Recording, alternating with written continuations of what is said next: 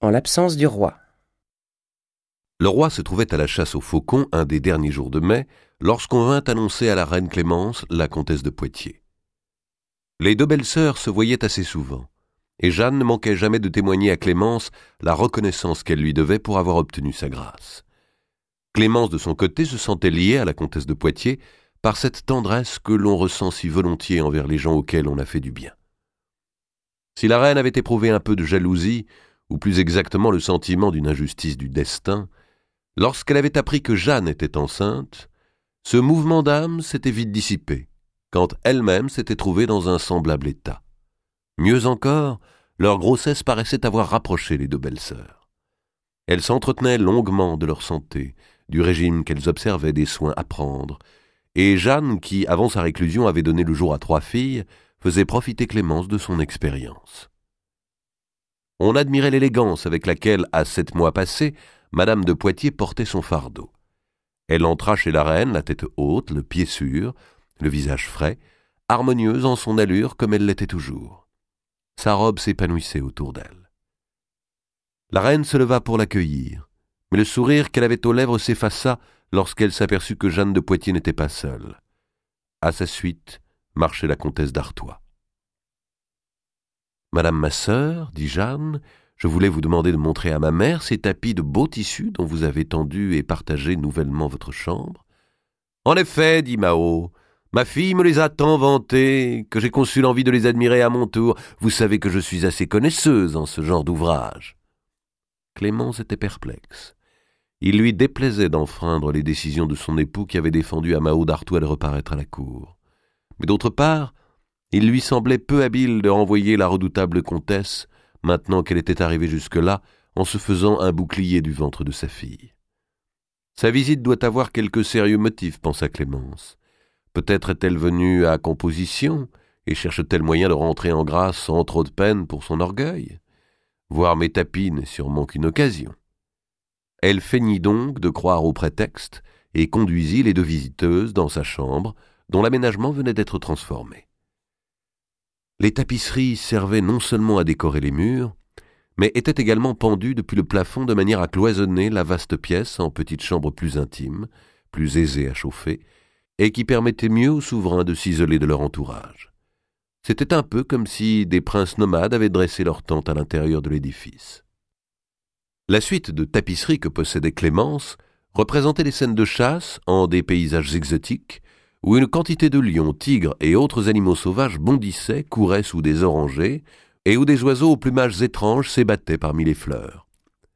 Les chasseurs et leurs armes n'apparaissaient que dans le fond des tableaux, à demi cachés par le feuillage, comme si l'artiste avait eu honte de montrer l'homme en ses instincts de carnage. « Ah, les belles choses !» s'écria Mao. « Et comme on a plaisir à voir draps de haute lisse si bien ouvrés !» Elle s'approcha, palpa le tissu, le caressa. « Jeanne, regardez, Jeanne !» reprit-elle. « Comme le grain est uni et moelleux, et voyez le joli contraste entre ce fond ramagé et ces fleurettes piquées d'indigo, et le beau rouge de Kermès dont sont faites les plumes de ces papegaies. C'est grand art, vraiment, dans le maniement des laines. » Clémence l'observait avec un peu d'étonnement. Les yeux gris de la comtesse Mao brillaient de joie. Sa main se faisait douce. La tête un peu penchée, elle s'attardait à contempler la délicatesse des contours, l'opposition des teintes. Cette étrange femme, solide comme un guerrier, rusée comme un chanoine, indomptable dans ses appétits comme dans ses haines, s'abandonnait soudain, désarmée, à l'enchantement d'un tapis de haute lisse. Et de fait, elle était certainement, à travers tout le royaume, le meilleur expert qu'on pût trouver. « C'est bon choix que celui-là, ma cousine, reprit-elle. Et je vous en complimente, cette étoffe donnerait à la plus laide muraille un air de fête. Ah, c'est la manière d'Arras, et pourtant les laines chantent avec plus d'ardeur sur la trame.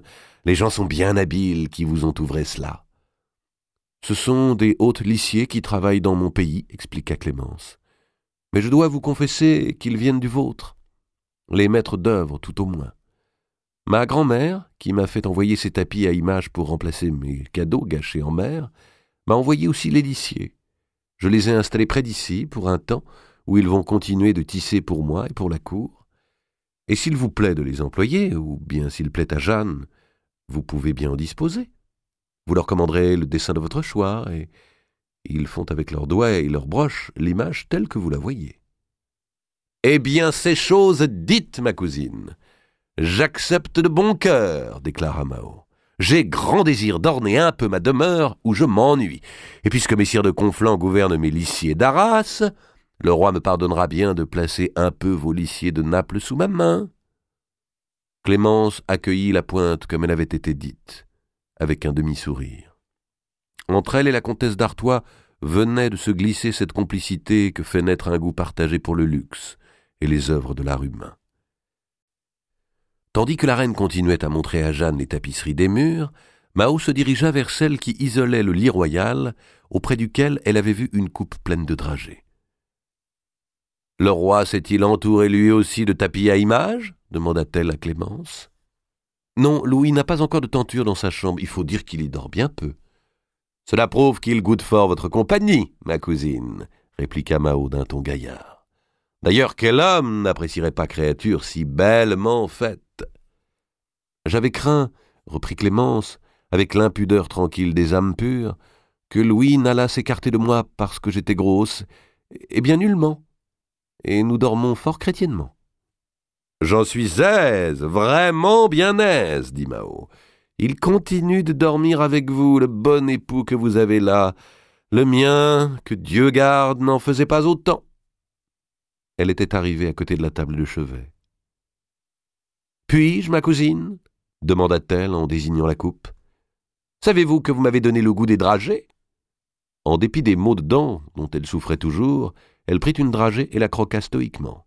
« Oh, celle-ci était faite d'une amande amère, j'en prends une autre. » Tournant le dos à la reine et à Jeanne de Poitiers, qui se tenaient à moins de 5 pas, Mao sortit de son aumônière une dragée fabriquée chez elle et la glissa dans la coupe. « Rien ne ressemble à une dragée comme une autre dragée, se dit-elle. Et s'il trouve celle-ci un peu âcre à la langue, il pensera que c'est l'amertume de l'amande. » Elle revint vers les deux femmes. « Allons, Jeanne, reprit-elle, dites maintenant à madame votre belle-sœur ce que vous avez sur le cœur et que vous vouliez tant lui faire savoir. »« En vérité, ma sœur, dit Jeanne un peu hésitante, je voulais vous confier ma peine. »« Nous y sommes donc, pensa Clémence. Je vais savoir pourquoi elles sont venues. »« Voici que mon époux est fort loin, continua Jeanne. Et cette absence m'inquiète l'âme. Ne pourriez-vous obtenir du roi que Philippe revînt pour le moment de mes couches? C'est un temps où l'on n'aime guère savoir son mari éloigné. C'est faiblesse peut-être, mais on se sent comme protégé et l'on craint moins les douleurs si le père est proche. Vous connaîtrez bientôt ce sentiment, ma sœur. » Mao s'était gardé de mettre Jeanne dans la confidence de son entreprise, mais elle se servait de sa fille pour en réaliser les préparatifs. Si le coup réussit, avait-elle imaginé, il conviendrait que Philippe fût à Paris au plus tôt afin d'y saisir la régence. La requête de Jeanne était des mieux faites pour émouvoir Clémence. Celle-ci, qui avait craint qu'on ne lui parlât de l'Artois, se sentit presque soulagée dès lors qu'il ne s'agissait que d'un appel à sa bonté. Elle promit de s'employer à ce que le souhait de Jeanne fût exaucé. Jeanne lui baisa les mains, et Mao l'imita en s'écriant « Ah, que vous êtes bonne dame! Je disais bien à Jeanne qu'il n'y avait de recours qu'auprès de vous. » En sortant de Vincennes pour regagner Conflans, Mao pensait « Voilà qui est fait. Maintenant, il nous faut attendre. Quand la mangera-t-il? Ce soir, peut-être, ou bien dans 3 jours. À moins que Clémence... Bon, elle n'est point friande de sucre. Mais pourvu qu'elle n'aille pas par une envie de femme grosse croquer justement celle-là, bah, ce serait tout de même atteindre Louis, en lui ôtant du coup sa femme et son enfant. Il se peut aussi que le valet de la chambre renouvelle les dragées avant qu'elles soient épuisées. Alors le travail serait à refaire. « Vous êtes bien silencieuse, ma mère, » s'étonna Jeanne. « Cette entrevue s'est fort aimablement passée. En avez-vous quelque déplaisir ?»« Nullement, ma fille, nullement, » répondit Mao. « C'est une utile démarche que nous avons accomplie là. » Le moine est mort. Or, le même événement naturel qui pour l'heure à la cour de France comblait de joie la reine et la comtesse de Poitiers allait répandre drame et désastre dans un petit manoir à 10 lieues de Paris. Marie de Cressay, depuis quelques semaines, avait le visage ravagé d'angoisse et de chagrin. Elle répondait à peine aux questions qu'on lui posait. Ses yeux bleu sombre s'étaient agrandis d'un cerne mauve, une petite veine se dessinait sur sa tempe transparente. Il y avait de l'égarement dans son attitude.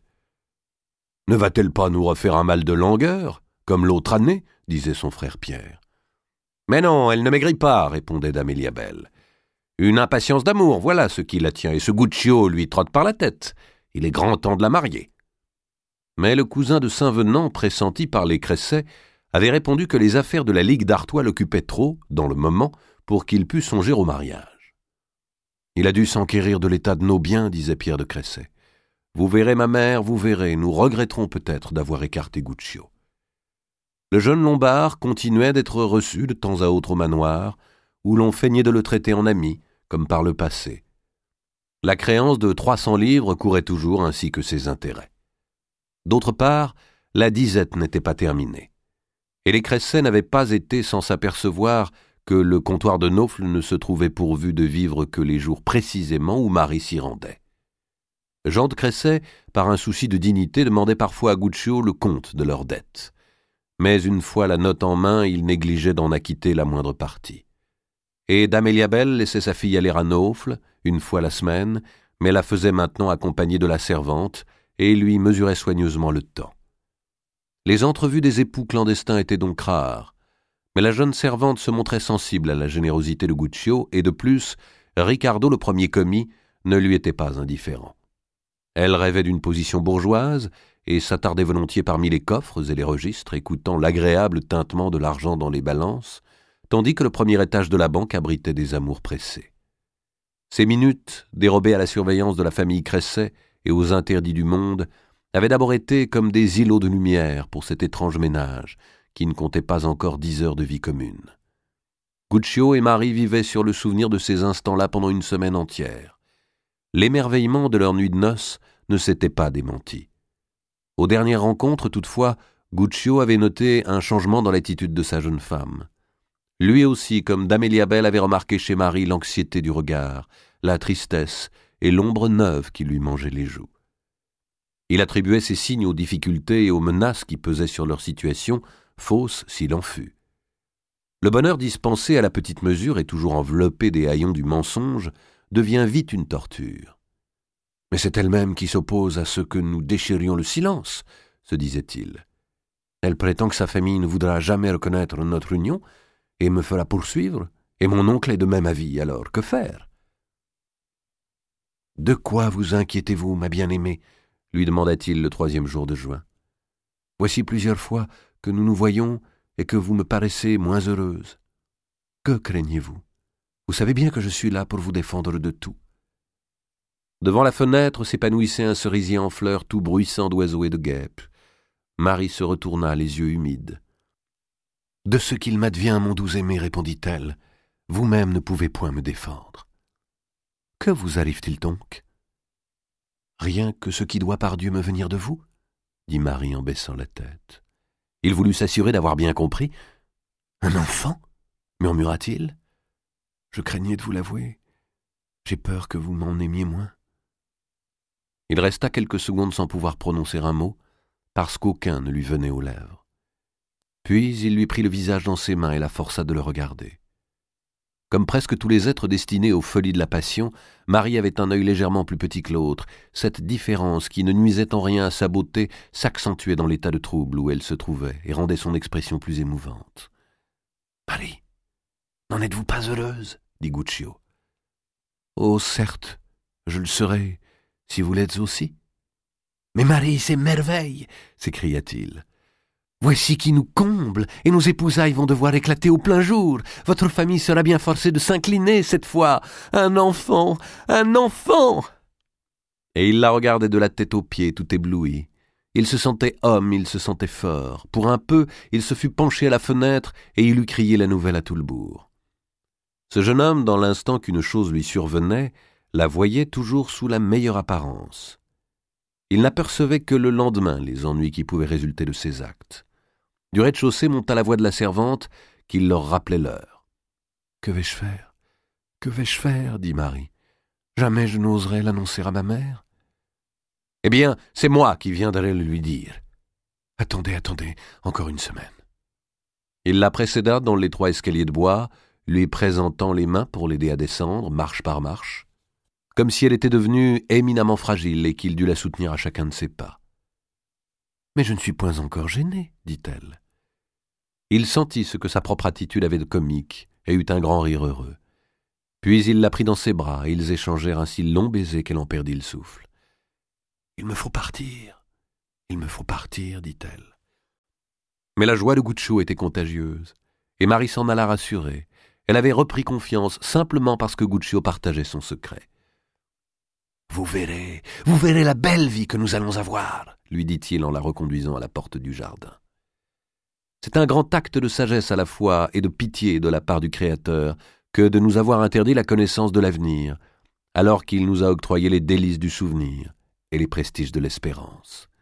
À beaucoup de gens, la découverte de ce qui les attend ôterait sans doute leur persévérance à vivre. Qu'auraient fait ces deux époux, ces deux amants, s'ils avaient su ce matin-là qu'ils ne se reverraient plus de leur existence entière?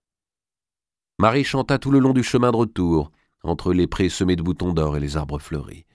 Elle voulut s'arrêter au bord de la Mauldre pour y cueillir des iris. « C'est pour orner notre chapelle, dit-elle. »« Madame, hâtez-vous, lui répondit la servante, vous aurez des remontrances. » Marie rentra au manoir, monta droit à sa chambre, et arrivée là, sentit le sol fuir sous ses pieds. D'Amélia Belle se tenait au milieu de la pièce et mesurait un surcot décousu au niveau de la taille. Marie vit toute sa garde-robe peu fournie et dont elle avait élargi chaque pièce de la même manière étalée sur le lit. « D'où viens-tu pour être si tardive ?» demanda d'Amélia Belle froidement. Marie ne dit pas un mot, elle alla s'asseoir les iris qu'elle avait encore à la main. « Je n'ai pas besoin que tu parles pour le savoir, » reprit d'Amélia Belle. « Déshabille-toi. »« Ma mère, » fit Marie d'une voix étranglée. « Dévêt-toi, je te le commande. »« Jamais, » répliqua Marie. Une gifle sonore répondit à son refus. « Et maintenant, vas-tu te soumettre? Vas-tu avouer ton péché ?»« Je n'ai point péché, » répondit Marie avec violence.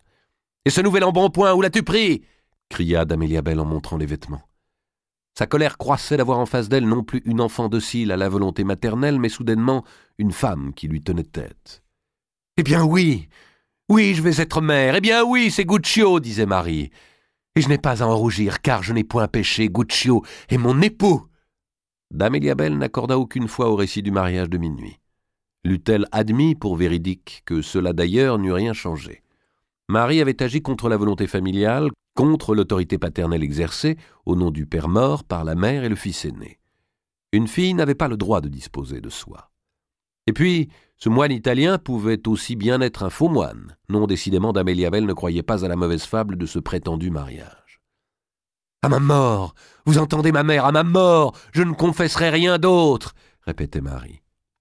La tempête dura une grande heure. Enfin, d'Amélia Belle enferma sa fille à double tour. « Au couvent! C'est au couvent des filles repenties que tu vas aller !» lui lança-t-elle à travers la porte. Et Marie s'écroula en sanglots parmi ses robes éparses. D'Amélia Belle dut attendre jusqu'au soir pour mettre ses fils au courant qu'ils fussent rentrés des champs. Le conseil de famille fut bref. La colère saisit les deux garçons, et Pierre, le cadet, se sentant presque fautif d'avoir jusque-là soutenu Guccio, se montra le plus exalté et le plus porté aux solutions de vengeance. On avait déshonoré leur sœur, on les avait abominablement trahis sous leur propre toit, un lombard, un usurier, ils allaient le clouer par le ventre à la porte de son comptoir. Ils s'armèrent de leurs épieux de chasse, ressanglèrent leurs chevaux et coururent à Naufle. Or, ce soir-là, Guccio, trop agité pour trouver le sommeil, marchait à travers son jardin. La nuit était constellée d'étoiles, imprégnée de parfums. Le printemps d'Île-de-France à son apogée chargeait l'air d'une fraîche saveur de sève et de rosée. Dans le silence de la campagne, Guccio entendait avec plaisir ses semelles crisser, un pas fort, un pas faible, sur les graviers, et sa poitrine n'était pas assez large pour contenir sa joie. « Et dire qu'il y a 6 mois, pensait-il, je gisais sur ce mauvais lit d'Hôtel-Dieu, comme vivre est bon !» Il rêvait. Alors que son destin était déjà joué, il rêvait à son bonheur futur. Il voyait déjà croître autour de lui une progéniture nombreuse, née d'un merveilleux amour, et qui mêlerait dans ses veines le libre sang siennois au noble sang de France. Il allait être le grand Baglioni, chef d'une puissante dynastie. Il songeait à franciser son nom, à devenir Balion de Naufle. Le roi lui conférerait bien une seigneurie et le fils que portait Marie, car il n'était pas douteux que ce fût un garçon, serait un jour armé chevalier. Il ne sortit de ses songes qu'en entendant une galopade crépiter sur les pavés de Naufle, et puis s'arrêter devant le comptoir. Le heurtoir de la porte résonna avec violence. « Où est-il ce coquin, ce pendard, ce juif ?» cria une voix que Guccio reconnut aussitôt pour celle de Pierre de Cresset. Et comme on n'ouvrait pas assez vite, des manches d'épieu se mirent à cogner sur le battant de chêne. Guccio porta la main à sa ceinture. Il n'avait pas sa dague sur lui. Le pas de Ricardo, pesant, descendait l'escalier. « Voilà, voilà, j'arrive !» disait le premier commis d'une voix d'homme mécontent d'être tiré de son sommeil. Puis il y eut un bruit de verrou tiré, de barres qu'on glissait, et aussitôt après, les éclats d'une discussion furieuse dont Guccio ne saisissait que des bribes. « Où est ton maître ? Nous voulons le voir sur le champ !» Guccio ne percevait pas les réponses de Ricardo, mais la voix des frères Cresset reprenait plus forte. « Il a déshonoré notre sœur, ce chien, cet usurier. Nous ne partirons au point que nous n'ayons sa peau !» La discussion se termina par un grand cri. Ricardo venait certainement d'être frappé. « Fais-nous de la lumière !» ordonnait Jean de Cresset. Et Guccio saisit encore la voix de Pierre qui lançait à travers la maison. « Guccio, où te caches-tu ? Tu n'as donc de courage que devant les filles. Ose donc apparaître, lâche puant !» Des volets s'étaient entr'ouverts aux fenêtres de la place. Les villageois écoutaient, chuchotaient, ricanaient, mais nul d'entre eux ne se montra. Un scandale est toujours divertissant. Et le tour joué à leur petit seigneur, à ces deux garçons qui les traitaient de si haut et les requéraient sans cesse pour des corvées, leur procurait un certain plaisir. À choisir, il préférait le Lombard, sans aller toutefois jusqu'à risquer la bastonnade pour lui. Guccio ne manquait pas de bravoure, mais il lui restait un grain de cervelle. Il eût tiré peu de profit, n'ayant pas même un stylet au côté, d'affronter deux furieux en armes. Tandis que les frères Cresset fouillaient la maison et passaient leur colère sur les meubles, Guccio courut à l'écurie. La nuit lui porta encore les voix de Ricardo qui gémissait. « Mes livres, mes livres !» Guccio pensa « Tant pis, ils ne parviendront pas à faire sauter les coffres. » La lune donnait assez de clarté pour lui permettre de passer en hâte une bride à son cheval. Il le sella à l'aveuglette, empoigna la crinière pour s'aider à monter, et s'échappa par la porte du jardin. Ce fut ainsi qu'il quitta sa banque. Les frères Cresset, entendant son galop, se précipitèrent aux fenêtres de la maison. « Il fuit, le couard, il fuit! Il prend le chemin de Paris! Oh là, Manon, sus à lui! Qu'on lui coupe la route !» Personne évidemment ne bougea. Les deux frères, alors, surgirent du comptoir et se lancèrent à la poursuite de Guccio. Mais la monture du jeune Lombard, un coursier de belle race, sortait fraîche de sa stalle. Les chevaux des Cresset étaient de pauvres bidets de campagne qui avaient déjà fait leur journée. Vers Rennemoulin, l'un d'eux se mit à boiter si bas qu'il fallut l'abandonner. Et les deux frères durent monter sur le même cheval qui, de surcroît, étant cornard, produisait avec les naseaux un bruit de râpe à bois. Si bien que Guccio eut le temps de gagner une large avance. Il arriva rue des Lombards à l'aurore et sortit son oncle du lit. « Le moine! Où est le moine ?» lui demanda-t-il.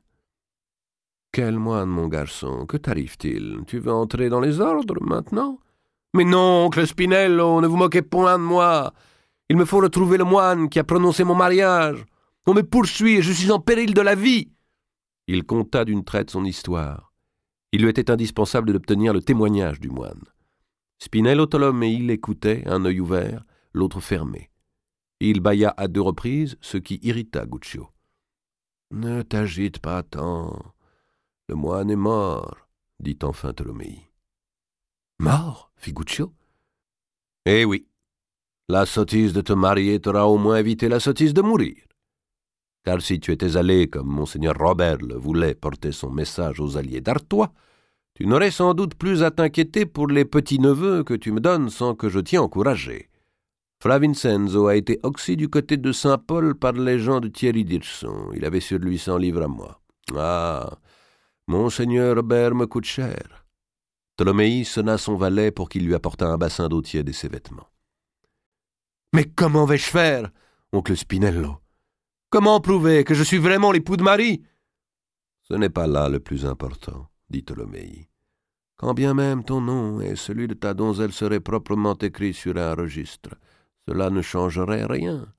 Tu n'en aurais pas moins épousé une fille noble sans le consentement des siens. Les gaillards qui te poursuivent peuvent bien te tirer le sang du corps, ils n'ont rien à risquer. Ils sont nobles, et ces gens-là peuvent massacrer impunément. Ils auront au plus à payer l'amende due pour la vie d'un lombard, ce qui n'est pas très élevé. Il est possible même qu'on les complimente. Eh bien, je me suis mis dans de beaux linceuls. Tu peux le dire, fit Tholomyès en plongeant son visage dans l'eau. Il s'ébroua une minute, se sécha avec une toile. Allons, ce n'est pas encore aujourd'hui que j'aurai le temps de me faire raser. Ah, j'ai été aussi sot que toi. Il était visiblement soucieux. Ce qu'il faut d'abord, c'est te mettre à couvert, reprit-il. Tu ne peux te cacher chez aucun lombard. Si tes poursuivants ont ameuté un village, ils vont aussi bien requérir le prévôt de Paris. Et, ne te trouvant pas ici, envoyer le guet fouiller chez tous les nôtres. Je vais avoir bon visage devant les autres compagnies. Laisse-moi penser. Ah, si, il y a ton ami Boccace, le voyageur du Bardi. Mais mon oncle, il est lombard autant que nous, et en outre, il est hors de France pour le moment. Oui, mais il plaît à une dame qui est bourgeoise de Paris et dont il a eu un enfant sans mariage. Elle est gentille personne, je le sais. Et elle, au moins, elle comprendra ton affaire. Tu vas aller lui demander gîte. Et puis moi, je me charge de recevoir tes mignons beaux-frères quand ils se présenteront, à moins qu'ils ne se chargent de moi, et que ce soir tu n'aies plus d'oncle. Oh non, vous ne craignez rien. Ils sont violents mais nobles. Ils auront le respect de votre âge. La belle armure que d'avoir les jambes faibles. Peut-être même qu'ils se seront lassés en route et qu'ils ne viendront pas. Tholomyès émargea de la robe qu'il venait de passer par-dessus sa chemise de jour. « Cela m'étonnerait fort, » répondit-il. « En tout cas, ils vont déposer plainte et nous faire procès. Il me faut alerter quelques personnes haut placées qui arrêtent l'affaire avant qu'elle fasse trop grand scandale. Je puis m'adresser à Monseigneur de Valois, mais il promet et ne tient jamais. Monseigneur Robert, autant prendre les héros de la ville et leur faire annoncer la nouvelle par trompette. »« La reine Clémence, dit Guccio, elle m'aimait fort pendant le voyage. »« Je t'ai déjà répondu l'autre fois. La reine va s'adresser au roi qui s'adressera au chancelier, qui va mettre tout le Parlement sur les dents, la belle cause que nous allons soutenir. »« Et pourquoi pas Bouville ?»« Ah, voilà une bonne idée, » s'écria Tholomyès. « La première que tu aies eue depuis des mois. Oui, Bouville ne brille pas par l'esprit, mais il a gardé du crédit d'avoir été le chambellan du roi Philippe. Il n'est pas compromis dans les intrigues et fait figure d'honnête homme. Et puis il m'aime fort, dit Guccio. Oui, nous savons. Décidément, tout le monde t'aime. Ah, qu'un peu moins d'amour nous servirait bien. Allez, va te cacher chez cette dame de ton ami Boccace. Et, de grâce, qu'elle n'aille pas se mettre à t'aimer, elle aussi. Moi, je vais courir à Vincennes pour parler à Bouville. Tu vois, Bouville est probablement le seul homme qui ne me doive rien, et c'est justement à lui qu'il me faut demander quelque chose. Le deuil était à Vincennes. Quand messer Tholomyès, monté sur sa mule grise et suivi de son valet, pénétra dans la première cour du manoir de Vincennes, il fut surpris d'y trouver un grand rassemblement de gens de toutes sortes, officiers, serviteurs, écuyers, seigneurs, légistes et bourgeois. Mais leur mouvement s'effectuait dans un silence total, comme si les hommes, bêtes et choses avaient cessé d'émettre le moindre bruit. On avait couvert le sol d'épaisses jonchées de paille afin d'étouffer le roulement des chars et le son des pas. Nul n'osait parler, sinon à voix basse. « Le roi se meurt, » dit à Tholomyès un seigneur de sa connaissance. À l'intérieur du château, il semblait qu'il n'y eût plus aucune défense, et les archers de garde laissaient entrer tout venant. Assassins ou voleurs eussent pu s'introduire dans ce désordre sans que personne songeât à les arrêter. On entendait murmurer « L'apothicaire, faites place à l'apothicaire !» Deux officiers de l'hôtel passaient, charriant un lourd bassin d'étain couvert d'un linge, et qu'ils allaient présenter aux physiciens. Ceux-ci, qu'on reconnaissait à leur costume, tenaient conciliabule dans une antichambre. Les médecins portaient un camail brun par-dessus leur robe de bure, et sur la tête une petite calotte semblable à celle des moines. Les chirurgiens avaient la robe de toile à longues manches étroites, et de leur bonnet rond partait une écharpe blanche qui leur couvrait les joues, la nuque et les épaules. Tholomyès se renseigna.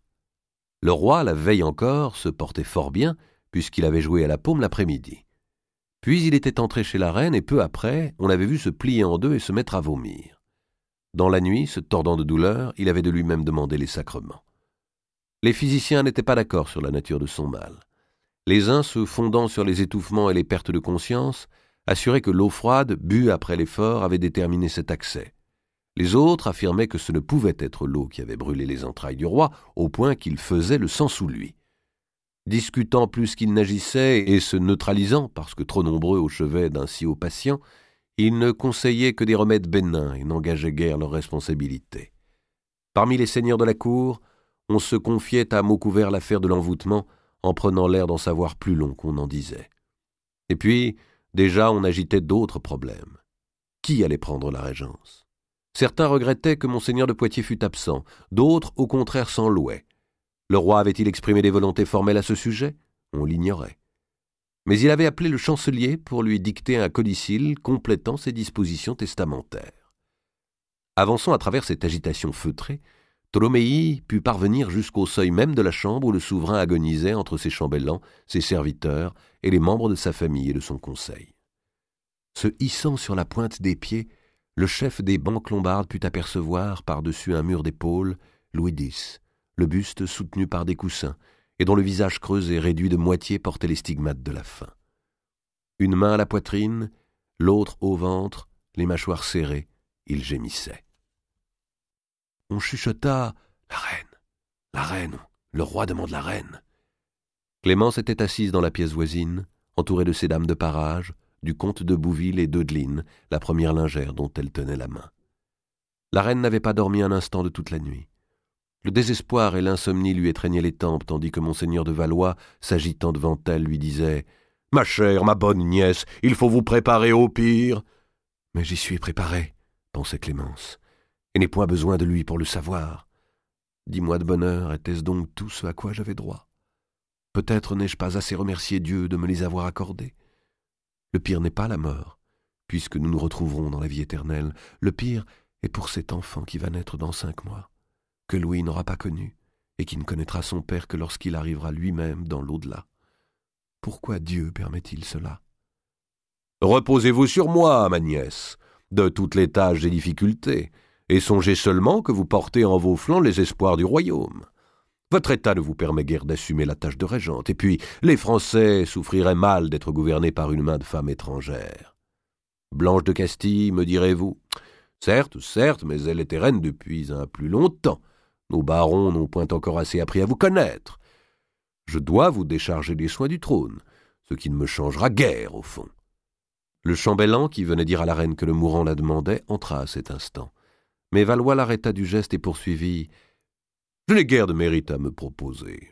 Je suis le seul à pouvoir utilement régenter, et je saurais, soyez-en assurés, inspirer aux Français l'amour qu'ils doivent à la mère de leur prochain roi, si Dieu nous fait la grâce que vous attendiez un fils. »« Mon oncle !» s'écria Clémence. « Louis respire encore. Veuillez plutôt prier qu'un miracle le sauve ou différer au moins vos projets jusqu'à son trépas. Et plutôt que de me retenir ici, laissez-moi regagner ma place qui est auprès de sa couche.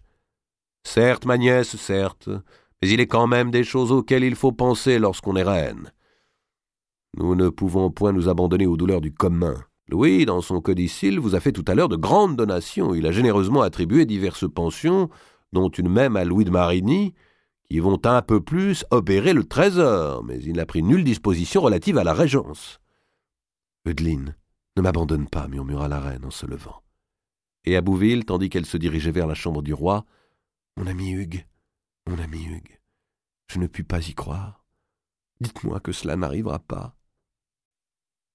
C'en était trop pour le brave Bouville qui se mit à sangloter. Quand je pense, disait-il, qu'il m'a envoyé à Naples vous quérir. Plus étrange était l'attitude d'Eudeline. La lingère ne quittait pas la reine qui s'adressait à elle pour toute chose. Devant l'agonie de l'homme dont elle avait été la première maîtresse, qu'elle avait aimé avec docilité, puis qu'elle avait haï avec persévérance, Eudeline n'éprouvait rien. Elle ne pensait ni à lui ni à elle-même. Il semblait que ses souvenirs fussent morts avant celui qui les avait créés. Toutes ses forces d'émotion étaient tournées vers la reine, son amie. Et si Eudeline souffrait en cet instant, c'était de la souffrance de Clémence. La reine traversa la chambre, s'appuyant d'un côté au bras d'Eudeline, de l'autre au bras de Bouville. En apercevant ce dernier, Ptolémée, toujours dans l'encadrement de la porte, se rappela soudain ce qu'il était venu faire. « En vérité, ce n'est guère le temps de parler à Bouville, pensa-t-il. Et les deux Cresset sont sans doute chez moi à l'heure qu'il est. Ah, cette mort tombe bien mal. » À ce moment, il fut bousculé par une masse puissante. La comtesse Mao, manches retroussées, se frayait un passage. Si grande était son autorité que, en dépit de la disgrâce qui la frappait, nul ne s'opposa à son approche, ni même ne s'étonna de la voir là, venant reprendre sa place de proche parent et de père du roi.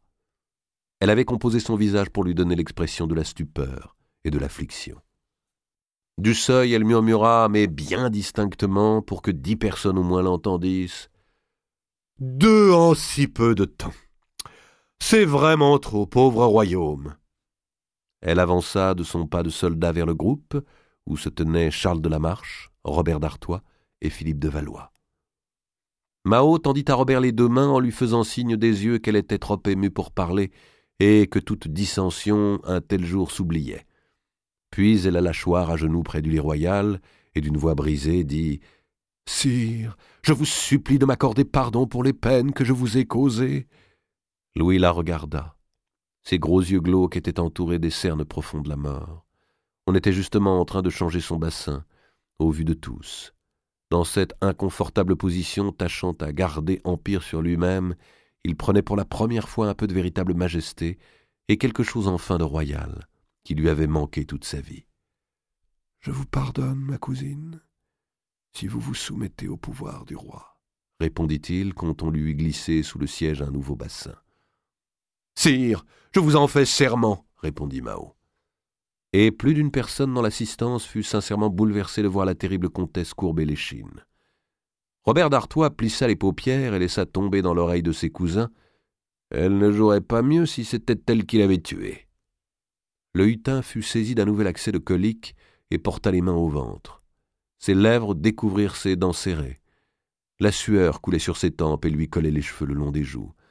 Après quelques secondes, il dit « Est-ce donc cela, souffrir? Est-ce donc cela ?» Ptolémée prie pour le roi. Lorsque Ptolémée, au milieu de l'après-midi, rentra chez lui, son premier commis vint aussitôt l'avertir que 2 gentilshommes de campagne l'attendaient dans l'antichambre de son cabinet. « Ils ont l'air courroucés, ils sont là depuis nonne, sans avoir rien mangé, et disent qu'ils ne bougeront point qu'ils ne vous aient vu. »« Oui, je suis au courant, » répondit Ptolémée.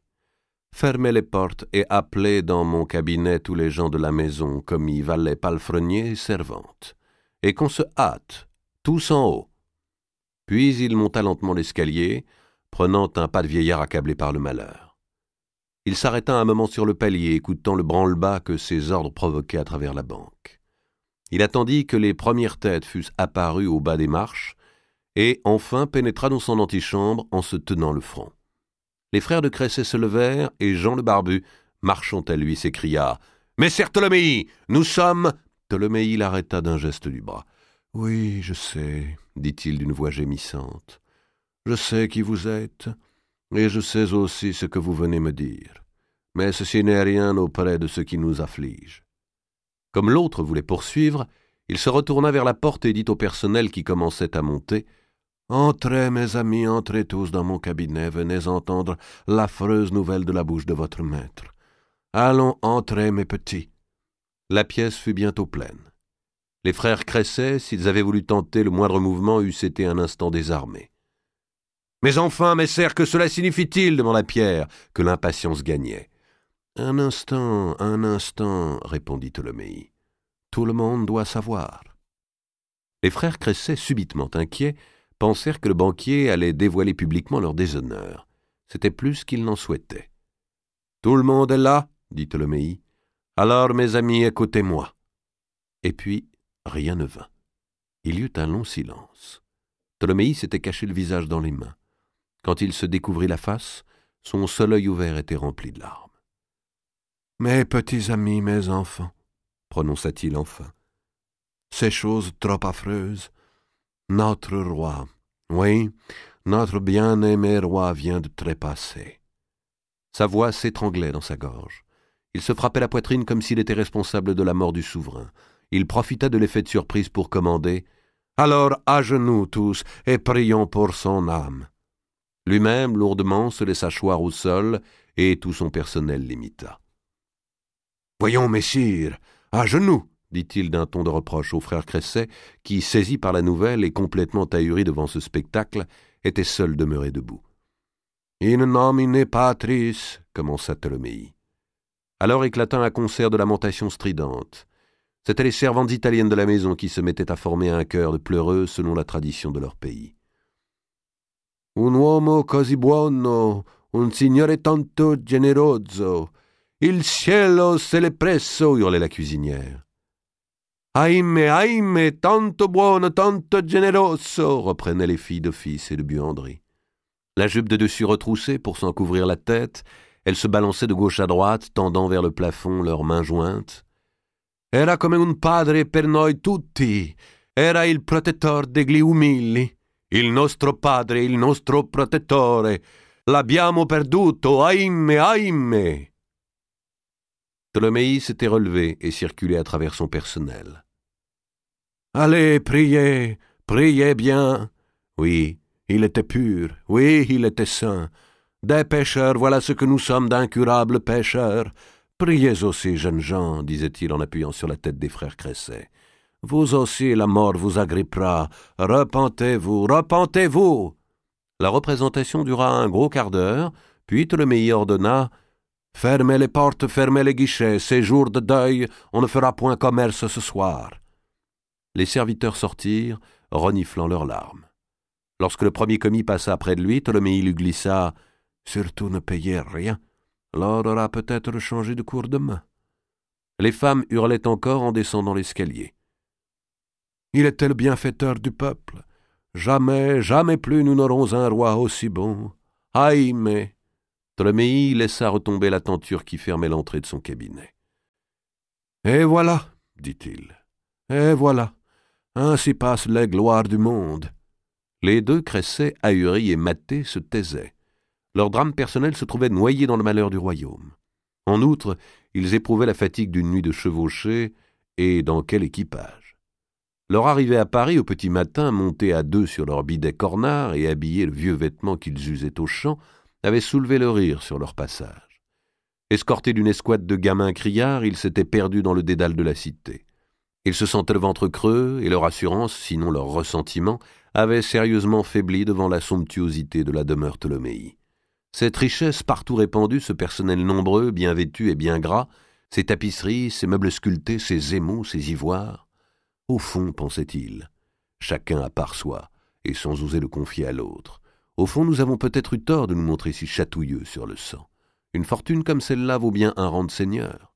« Allons, mes bons amis, dit Tholomyès avec une familiarité qu'autorisait maintenant leur prière en commun. Venons-en à cette pénible affaire, puisqu'il faut vivre après tout, et que le monde continue, malgré ceux qui s'en vont. Vous voulez me parler de mon neveu, bien sûr, le bandit, le scélérat, m'avoir fait cela à moi qui l'ai comblé de bonté. Le misérable garçon sans vergogne. Me fallait-il cette douleur de plus aujourd'hui? Je sais tout. Il m'a fait parvenir un message ce matin. Vous voyez, un homme bien éprouvé. » Il se tenait devant eux, un peu voûté, les yeux à terre, dans l'attitude du pire accablement. « Et lâche avec cela, reprit-il. Lâche. J'ai la honte de l'avouer, mes jeunes sires. Il n'a pas osé affronter ma colère. Il est parti pour Sienne d'un seul trait. Il doit être loin maintenant. Alors, mes amis, qu'allons-nous faire ?» Il avait l'air de s'en remettre à eux, presque de leur demander conseil. Les deux frères le regardaient, se regardaient. Rien ne se passait comme ils l'avaient imaginé. Tholomyès les observait à travers sa paupière presque close. « C'est bon, se disait-il, maintenant que je les ai en main. Ils ne sont plus dangereux. Il ne s'agit que de trouver le moyen de les renvoyer chez eux sans rien leur avoir donné. » Il se redressa brusquement. « Mais je le déshérite! Vous entendez, je le déshérite! Tu n'auras pas un sou de moi, petit misérable! » cria-t-il en agitant la main dans la vague direction de Sienne. « Rien, jamais! Je laisserai tout aux pauvres et au couvent. Et s'il me retombe sous la main, je le livre à la justice du roi. Hélas, hélas, le roi est mort. » Les deux autres se disposaient presque à le consoler. Ptolémée les jugea assez préparés pour qu'il pût leur prêcher la raison. Tous leurs reproches, tous leurs griefs, il les acceptait, il les approuvait, même mieux, il les devançait. Mais maintenant, que faire? À quoi servirait un procès, bien coûteux pour des gens sans fortune, alors que le coupable était hors d'atteinte et aurait avant 6 jours passé les frontières? Était-ce cela qui réhabiliterait leur sœur? Le scandale ne nuirait qu'à eux-mêmes. Ptolémée allait se dévouer et s'efforcer de réparer le mal commis. Il avait de hautes et puissantes relations, il était ami de Monseigneur de Valois, de Monseigneur d'Artois, de Messire de Bouville. On trouverait à Marie un lieu où elle mettrait au jour son péché, dans le plus grand secret, et l'on verrait ensuite à lui donner un état. Un couvent, pour un temps, pourrait peut-être abriter son repentir. Confie confiance à Ptolémée. N'avait-il pas prouvé au Cresset qu'il était homme de cœur, en faisant reporter cette créance de 300 livres qu'il avait sur eux? Si j'avais voulu, votre château serait à moi depuis 2 ans. L'ai-je voulu? Non, vous voyez bien. Les 2 frères, déjà fort ébranlés, comprirent aisément la menace que, d'un ton si paterne, le banquier faisait peser sur eux. « Entendez-moi, je ne vous réclame rien, » ajouta-t-il. Mais dans une affaire de justice, forcément, il serait obligé de faire état de ses comptes, et les juges pourraient s'étonner que les Cressets eussent accepté tant de dons de la part de Guccio. Allons, ils étaient de braves jeunes gens. Ils allaient se diriger sur une tranquille auberge pour y passer la nuit après s'être bien restaurés et sans se soucier de régler la dépense. Ils attendraient là que Ptolémée se soit employé pour eux. Ils pensaient, dès le lendemain, leur proposer des mesures apaisantes pour leur honneur. Avant tout, éviter le scandale. Pierre et Jean de Cresset se rendirent à ses raisons et même, en prenant congé, lui étreignirent les mains avec quelque effusion. Après leur départ, Ptolémée se laissa tomber sur une chaise. Il était là, et soufflait dans ses grosses joues sombres. « Et maintenant, pourvu que le roi meure, » se dit-il. Car lorsqu'il avait quitté Vincennes, Louis X respirait encore, mais nul n'estimait qu'il eût beaucoup d'heures devant lui. Qui sera régent? Louis X Hutin expira dans la nuit du 4 au 5 juin 1316, un peu après minuit. Pour la première fois depuis 329 ans, un roi de France mourait sans laisser un héritier mâle auquel la couronne pût être dévolue. Monseigneur de Valois, d'ordinaire si empressé à régler les pompes royales, qu'elles fussent nuptiales ou funèbres, se désintéressa complètement des derniers honneurs à rendre à son neveu. Il appela le grand chambellan Mathieu de Trie et lui donna pour toute instruction « Faites ainsi que la dernière fois ». Lui-même s'occupa de convoquer dès les premières heures de la matinée un conseil, non pas à Vincennes, où une telle assemblée eût été forcément présidée par la reine, mais à Paris, au palais de la Cité. « Laissons notre chère nièce à sa douleur, déclara-t-il, et n'ajoutons rien qui puisse nuire à son précieux fardeau. » Ce conseil, par sa composition, ressemblait plus à une réunion de famille qu'à une chambre de gouvernement. Y siégeaient Charles de la Marche, frère du défunt, Charles de Valois et Louis d'Évreux, frère de Philippe le Bel, Louis de Clermont, petit-fils de Saint-Louis, Mao d'Artois et Robert d'Artois, respectivement petite-nièce et arrière-petit-neveu de Saint-Louis, et Philippe de Valois, fils de Charles, auquel avait été adjoint le chancelier, l'archevêque de Sens et le comte de Bouville, afin que fussent représentés la justice, l'Église et les grands serviteurs de l'hôtel royal. Valois n'avait pu éviter de convier la comtesse Mao, qui se trouvait avec lui-même le seul père du royaume présent à Paris. Ainsi, la meurtrière de celui dont il s'agissait de régler dans l'immédiat la succession était là, réintroduite dans ses prérogatives et se délectant secrètement de sa victoire. Si Valois attendait une opposition de la part de Mao, il ne la redoutait pas, et il se pensait entièrement appuyé par le reste de la parentèle. De plus, le chancelier Mornay était sa créature. L'archevêque Marigny avait parti lié avec lui. Quant à Bouville, on connaissait son manque d'initiative et sa docilité. En vérité, Valois se félicitait que Philippe de Poitiers et le connétable Gaucher de Châtillon fussent tous deux absents. Avec eux, les choses eussent été moins faciles. Mais pour l'heure, ils étaient à Lyon où ils s'employaient à rameuter les cardinaux. De la sorte, Monseigneur de Valois se sentait les coudées franches, trop franches même. Il s'assit au haut bout de la table, dans le fauteuil royal. Encore qu'il imposât à son visage l'expression du chagrin, il ne parvenait pas à masquer la satisfaction qu'il éprouvait à occuper ce siège. « Nous sommes assemblés dans le deuil qui nous frappe, commença-t-il, pour décider de choses urgentes qui sont le choix des 2 curateurs au ventre qui doivent veiller en notre nom sur la grossesse de la reine Clémence et aussi la désignation qu'il vous faut faire d'un régent du royaume, car il ne peut y avoir rupture dans l'exercice de justice et de gouvernement. Je vous demande votre conseil. » Il employait des expressions de souverain et se posait manifestement en détenteur des attributions royales. Son attitude choqua son demi-frère, le comte d'Évreux, dont la rigueur d'âme et la droiture de pensée, les soucis moraux, le respect des institutions s'accommodaient mal de tels procédés. C'était par l'effet d'une nature inquiète et scrupuleuse que Louis d'Évreux n'avait jamais pris de participation active au pouvoir. Mais il observait, jugeait, et il désapprouvait presque tous les actes accomplis depuis 1 an sous l'inspiration de Valois. Comme ce dernier, se répondant à lui-même, proposait que la nomination des curateurs fût remise aux soins du régent, d'Évreux, avec la brutalité soudaine qu'ont parfois les gens réfléchis, l'interrompit. « Souffrez, mon frère, que nous parlions aussi, et ne liez donc pas, s'il se peut, toute question ensemble. L'aménagement de la régence est une chose dont il existe précédent aux annales du royaume et qui veut d'être débattue devant le conseil des pairs. La désignation des curateurs en est une autre, qui relève des proches membres de la famille et dont nous pouvons trancher ici, en l'assistance du chancelier. Avez-vous des noms à avancer ?» Surpris par cette intervention, et plus encore par le ton déterminé sur lequel elle était faite, Charles de Valois répondit pour gagner du temps « Et vous, mon frère, qui proposez-vous » Le comte d'Évreux se passa les doigts sur les paupières.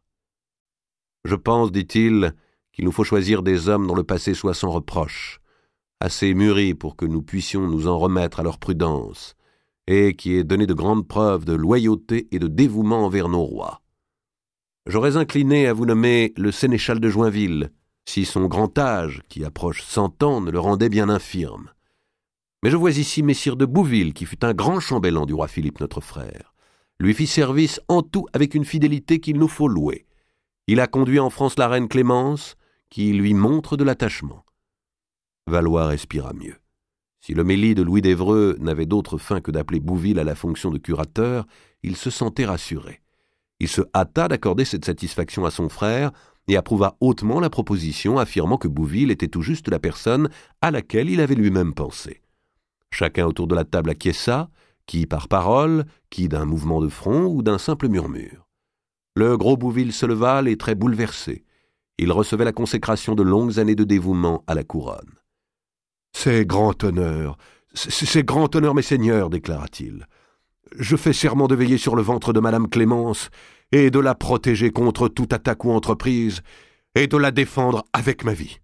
Mais puisque monseigneur d'Évreux a cité messire de Joinville, je souhaiterais que le sénéchal fût nommé auprès de moi, ou, si lui ne le peut, son fils, afin que l'esprit de monseigneur Saint-Louis soit présent à cette garde, en son serviteur comme l'esprit du roi Philippe mon maître, en moi son serviteur. » Rarement Bouville avait prononcé une si longue phrase en conseil, et c'était chose un peu subtile pour lui que celle qu'il voulait exprimer.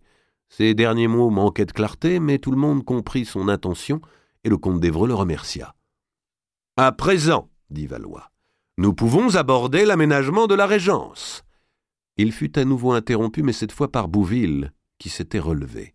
« Auparavant, monseigneur... » « Qu'y a-t-il, Bouville » demanda Valois d'un air bienveillant. « Auparavant, monseigneur, il me faut vous prier très humblement de quitter le siège où vous êtes, car c'est le siège du roi. Or nous devons penser que le roi, pour l'heure, est dans le sein de Madame Clémence. » Un silence suivit, pendant lequel on entendit le glas sonner par les cloches de Paris. Valois lança vers Bouville un regard furibond, mais il comprit qu'il lui fallait obéir et même feindre la bonne grâce. « Voilà bien les sots, se disait-il en changeant de place. Et l'on a tort de leur accorder confiance. Ils ont des idées qui ne viendraient à personne. » Les assistants, sur la droite, eurent tous à reculer d'un cran. Bouville fit le tour de la table, attira un tabouret et vint s'asseoir, les bras croisés, dans l'attitude du gardien fidèle, un peu en retrait du siège vide, qui allait être l'objet de tant de convoitises. Valois adressa un signe à Robert d'Artois, lequel, parlant assis, prononça quelques mots à peine courtois qui signifiaient en clair « assez de niaiseries, passons aux choses sérieuses ». Le temps, selon lui, était trop mesuré pour qu'on le perdît en formalité. et ce qui se déciderait là ne pourrait qu'être ratifié par la Chambre des Pairs. Tout à trac, il proposa, comme s'imposant d'évidence, de remettre la régence à Charles de Valois. « On ne change pas de main sur la charrue au milieu du sillon, dit-il. Nous savons bien que c'est Charles qui a gouverné toute cette année, au nom de notre pauvre cousin Louis, que nous allons porter en terre. Et auparavant, il fut toujours au conseil du roi Philippe, auquel il évita plus d'une erreur, et pour lequel il gagna plus d'un combat. Il est l'aîné de la famille, il a bientôt 30 ans d'habitude du labeur de roi. » 2 personnes seulement paraissaient ne pas approuver cette déclaration. Louis d'Évreux pensait à la France. Mao d'Artois pensait à elle-même. « Si Charles est régent, se disait-elle, ce n'est pas lui qui rappellera le maréchal de Conflans et lèvera le séquestre de mon comté. Il est dans le jeu de Robert, comme Robert est dans le sien. Peut-être me suis-je trop hâté d'expédier Louis, et aurais-je dû attendre le retour de mon gendre. Je devrais parler pour lui, mais ne vais-je pas attirer les soupçons ?» Évreux intervint, s'adressant de nouveau à Valois. « Charles, si notre frère était venu à mourir pendant que notre neveu Louis était encore en enfance, qui aurait été régent de droit ?»« Forcément moi, » répondit Valois en souriant, comme si l'on apportait de l'eau à son moulin. « Parce que vous étiez le premier frère, n'est-ce pas? Alors, en droit, à notre neveu Philippe de Poitiers d'occuper la régence. » Mao reprit espoir, et Charles de la Marche, ayant cru habile de dire que son frère Philippe ne pouvait être partout à la fois, au conclave et à Paris, elle se lança dans le débat. « Lyon n'est pas au pays du Grand Khan, on en revient en peu de jours. Nous ne sommes point assez nombreux pour décider dans l'instant d'une chose si grave. Des pairs du royaume, je ne vois ici que 2 sur 12. Aucun duc-évêque, aucun comte-évêque. Le connétable n'est pas là, ni le duc de Bourgogne. » À ce nom, Robert d'Artois, Philippe de Valois et Louis de Clermont sursautèrent. Le duc Eudes de Bourgogne, le nouveau duc, et sa mère Agnès de France, voilà bien ceux qu'on redoutait, dont il fallait se hâter de devancer les menées. L'enfant de Clémence était encore à naître, en admettant qu'il naquît jamais, et l'on verrait seulement alors s'il était mâle ou femelle. Eudes de Bourgogne était donc fondé à réclamer la régence, et contre Poitiers aussi bien que contre Valois, au nom de sa nièce, la petite Jeanne de Navarre, fille de Marguerite. Or, on savait bien que Jeanne était bâtarde. « Mais vous n'en savez rien, Robert !» s'écria Louis d'Évreux. « Les présomptions ne sont pas certitudes, et Marguerite a emporté son secret dans la tombe où vous l'avez mise. » D'Évreux avait lancé ce « vous » dans une acception vague et générale, mais le géant, qui avait toute raison de se sentir personnellement visé, pria d'Évreux d'éclaircir son dire ou bien de se rétracter. « Oubliez-vous, Louis, que vous avez épousé ma propre sœur, et dois-je attendre de mon plus proche parent qu'il se fasse la trompette de mes calomnieurs? Vous ne parleriez pas autrement si vous étiez payé par les Bourgognes. » L'incident tournait au plus mal, et l'on put craindre un instant que les 2 beaux-frères ne se demandassent gage de bataille. Une fois de plus, le scandale de la Tour de Nesle et ses séquelles divisaient la famille de France, et même à présent menaçaient de diviser le royaume. L'archevêque Marigny fit entendre alors la voix de l'Église, et, prêchant la conciliation, invita les adversaires au respect de ce qu'il appela la trêve de deuil. À son sens, il ne fallait pas attribuer d'intentions infamantes aux paroles de monseigneur d'Évreux, et le mot « tombe » dans sa bouche désignait certainement la forteresse de Château-Gaillard, où Marguerite de Bourgogne avait été recluse, comme dans une tombe, et où elle était morte. Louis d'Évreux n'approuva ni n'infirma. Quant à Robert, il grommela « Après tout, Château-Gaillard est encore moins distant d'Évreux qu'il ne l'est de mon château de Conches. » La porte s'ouvrit alors sur Mathieu de Trie, qui annonça qu'il avait à faire une grave communication. On le pria de parler. « Tandis qu'on embaumait le corps du roi, dit le chambellan, un chien, qui s'était introduit, sans qu'on y prêtât garde, a léché des linges qui avaient servi à ôter les entrailles. »« Et alors » demanda Valois. « Est-ce là votre grande nouvelle ?»« C'est que, mes seigneurs, ce chien est aussitôt tombé en douleur, s'est mis à geindre et à se tordre, et que le voilà pris du même mal que le roi. Peut-être même est-il déjà mort maintenant. » De nouveau, on n'entendit rien d'autre que le son du glas répercuté depuis Notre-Dame. La comtesse Mao n'avait pas bronché, mais une atroce anxiété lui descendait au cœur. « Vais-je être découverte par la gloutonnerie d'un chien ?» se disait-elle. « Vous pensez donc, Mathieu, qu'il y a eu poison ?» prononça enfin Louis d'Évreux. Il va falloir faire enquête, et diligemment mener, dit Charles de Valois. Bouville, qui pendant toute la discussion s'était tenu silencieux auprès du siège royal, se leva. « Mais Seigneur, si l'on a voulu attenter à la vie du roi, il est à redouter qu'on ne veuille aussi atteindre celle de l'enfant à naître. Je demande une garde de 6 écuyers en armes, et à mes ordres de jour et nuit pour veiller à la porte de la reine et l'interdire à toute main criminelle. » On lui répondit d'agir comme il l'entendait. Peu après, le conseil s'ajourna au lendemain, sans avoir rien décidé de précis. Valois espérait, dans les prochaines heures, avancer ses affaires. Sur la porte, Mao rejoignit Louis d'Évreux et lui dit à voix basse « Allez-vous envoyer un chevaucheur à Philippe pour l'instruire de ce qui vient de se passer ?»« Certes, ma cousine, je vais le faire. Et je veux avertir également notre tante Agnès. »« Alors je vous laisse agir, puisque nous sommes d'accord en tout. » Bouville, en sortant de la séance, fut abordé par Spinello Tolomei, qui l'attendait dans la cour du palais et venait lui demander protection pour son neveu. « Ah, ce cher garçon, ce bon Guccio, » répondit Bouville. « Voilà le genre d'homme qu'il me faut pour m'aider à veiller sur la reine. Prompt d'esprit, vif de membres, Madame Clémence goûtait bien sa compagnie. C'est pitié qu'il ne soit pas écuyer ni même bachelier, mais après tout, il a des occasions où vertu vaut mieux que haute naissance. » « C'est au juste ce que pense la demoiselle qui l'a voulu en mariage, » dit Tolomei. « Ah, il s'est donc marié. » Le banquier tenta d'expliquer brièvement les ennuis de Guccio. Mais Bouville écoutait mal. Il était pressé, il devait retourner sur le champ à Vincennes et tenait à son idée de placer Guccio dans la garde de la reine. Tolomei souhaitait pour son neveu une charge moins voyante et plus éloignée. Si l'on avait pu le mettre à couvert auprès de quelque haute autorité ecclésiastique, un cardinal, par exemple. « Eh bien alors, mon ami, envoyons-le à Monseigneur Duèze. Dites à Guccio qu'il me vienne trouver à Vincennes, d'où je ne puis plus bouger désormais. Il me comptera bien son affaire. Tenez, j'y songe même. Il pourrait me rendre grand service en allant de ce côté-là. Je cherchais à qui confier une mission qui demande du secret. Ouais, faites donc qu'il se hâte, je l'attends. » Quelques heures plus tard, 3 chevaucheurs, par 3 itinéraires différents, galopaient vers Lyon. Le premier chevaucheur, passant par le grand chemin, c'est-à-dire par Essonne, Montargis et Nevers, portait sur sa cotte les armes de France. Ce chevaucheur était chargé d'une lettre par laquelle Charles de Valois annonçait à Philippe de Poitiers la mort de son frère, l'informait d'autre part de la nécessité devant laquelle il se trouvait, lui Valois, pressé par les circonstances et désigné par les vœux du Conseil, d'exercer immédiatement la régence. Le second chevaucheur, sous les marques du comte d'Évreux et prenant le chemin plaisant par Provins étroit, avait ordre de s'arrêter d'abord à Dijon chez le duc de Bourgogne avant de poursuivre vers le comte de Poitiers. Les messages qu'il allait délivrer n'avaient pas tout à fait la même teneur que celui de Charles de Valois. Enfin, sur le chemin court, par Orléans, Bourges et Roanne, courait Guccio Baglioni, chevaucheur d'occasion dissimulé sous la livrée du comte de Bouville. Officiellement, Guccio était dépêché au cardinal d'Euze, mais sa mission le conduisait aussi auprès du comte de Poitiers, auquel il devait faire savoir oralement qu'il y avait la présomption de poison sur la mort du roi, et que la protection de la reine réclamait grande vigilance. Les destins de la France étaient sur ces 3 routes.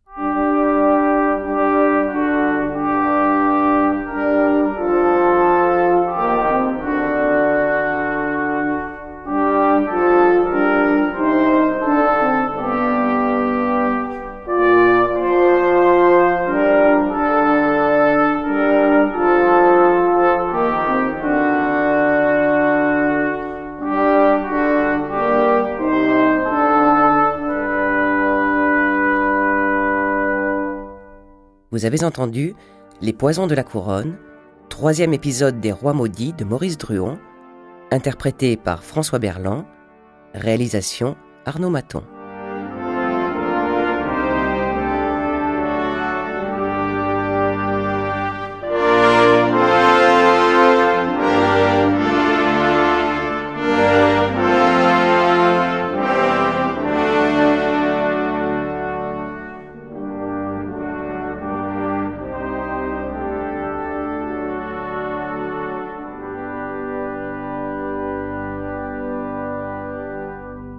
C'est une production Livraphone avec l'aimable autorisation de Monsieur Maurice Druon.